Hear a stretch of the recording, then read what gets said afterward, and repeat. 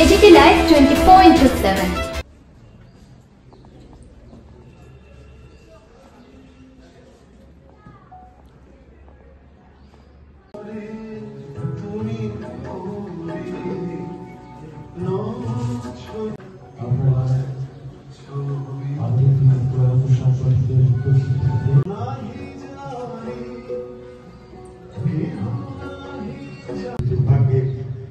আজকে যারা খবর সংগ্রহ করবে এমন একটা দিন ধর্মনগরবাসীর পক্ষে এই যে স্মরণ সভা,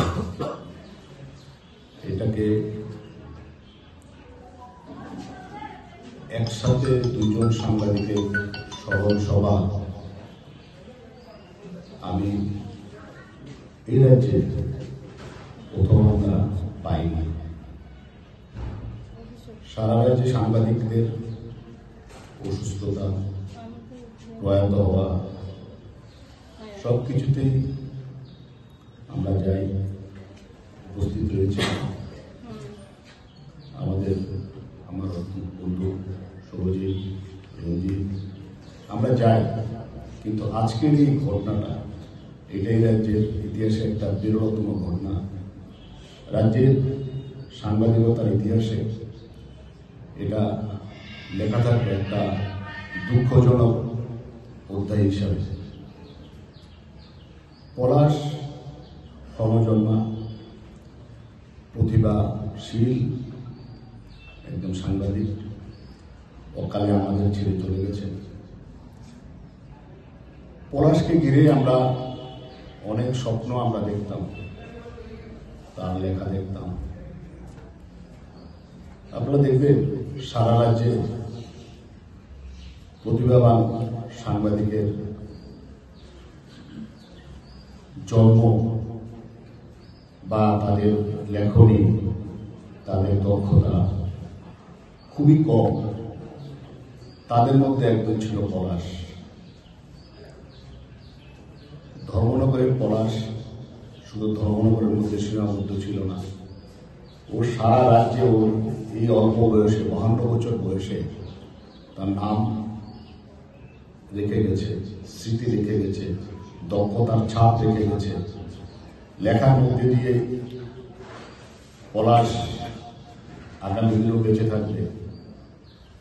একটা গান শুনছিলাম, তুমি কি শুধুই ছবি পটে আঁকা। না, পলাশ ছবি হয়ে থাকবে না, পলাশ বেঁচে থাকবে। সাংবাদিকদের মৃত্যু হয় না, মৃত্যুর পরেও ওরা বেঁচে থাকে, যারা সত্যিকারের সাংবাদিকতা করে গেছেন।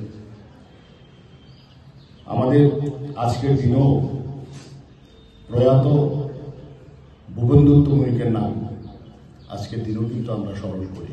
আজকের দিনেও আমরা উদাহরণ টানি, আজকের দিনেও আমরা বিভিন্ন রেফারেন্স দিই ওনার।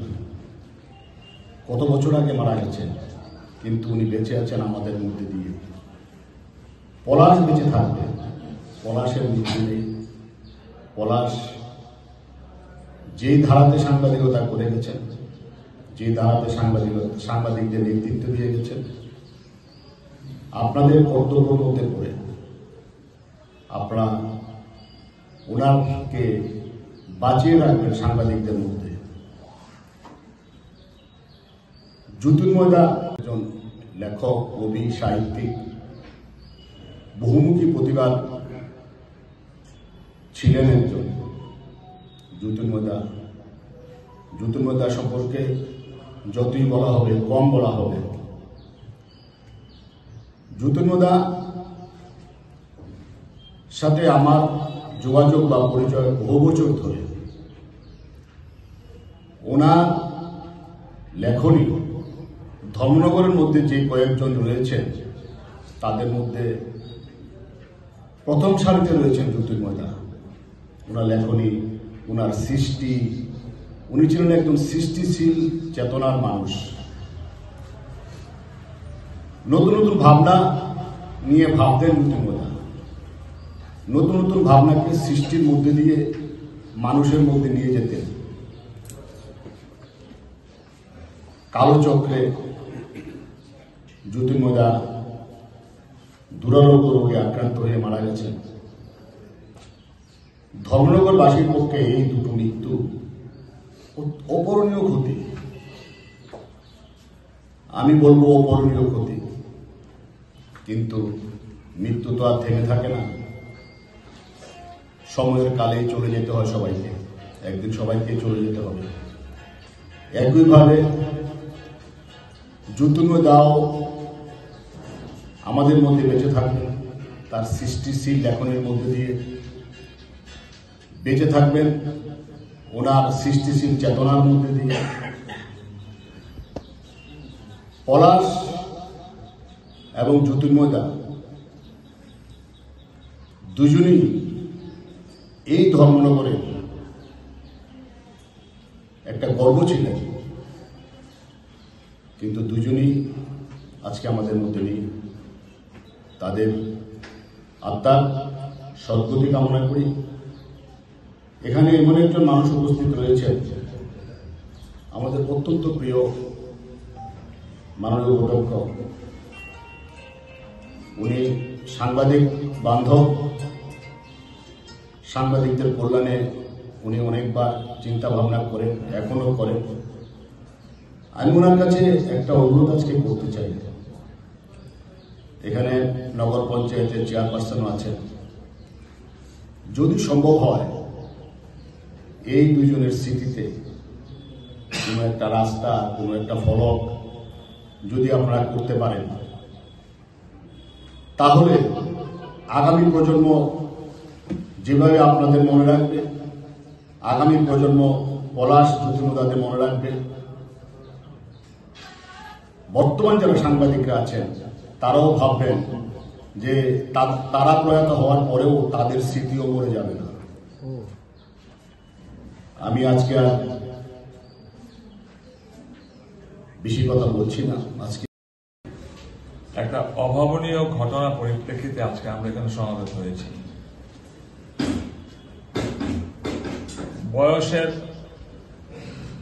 যদি আমরা সীমারেখা মানি, এই সীমারেখায় কিন্তু যতটুকু আমাদের প্রচলিত চিন্তা ভাবনা বুদ্ধি, এদের দুজনে কারোরই চলে যাওয়ার কথা ছিল না, কিন্তু মানুষ চিন্তা করে একরকম, ঈশ্বর চিন্তা করে আরেক রকম।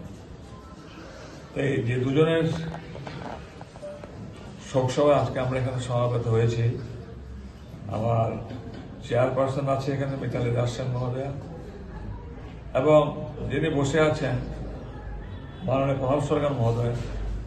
সম্ভবত আজকে থেকে 35-40 বছর আগে থেকে ওনার সঙ্গে আমার সম্পর্কের বাঁধন শুরু।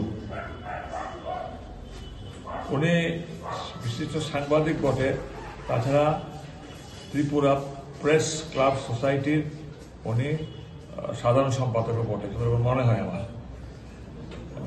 ইলেকট্রনিক্স মিডিয়া, প্রিন্ট মিডিয়া দুটোতে তিনি যথেষ্ট দক্ষ, এবং ওনার নিজস্বতা ছাপ রেখেছেন আমাদের প্রণববাবু। উনি সবসময় দেখি যেখানে কোথাও সাংবাদিক কোনো না কোনো অসুবিধার সম্মুখীন হন, সেটা রাজনৈতিক, প্রশাসনিক, অর্থনৈতিক, ব্যবহারিক, তিনি সেখানে ছুটে যান। উনি এসছেন, আমরা ধর্মনগরবাসীর পক্ষে ওনাকে স্বাগতম জানাই। মিডিয়ার যারা আছেন এখানে, ইলেকট্রনিক্স প্রিন্ট মিডিয়ার সবাইকে আমার নমস্কার, শ্রদ্ধা জানাই।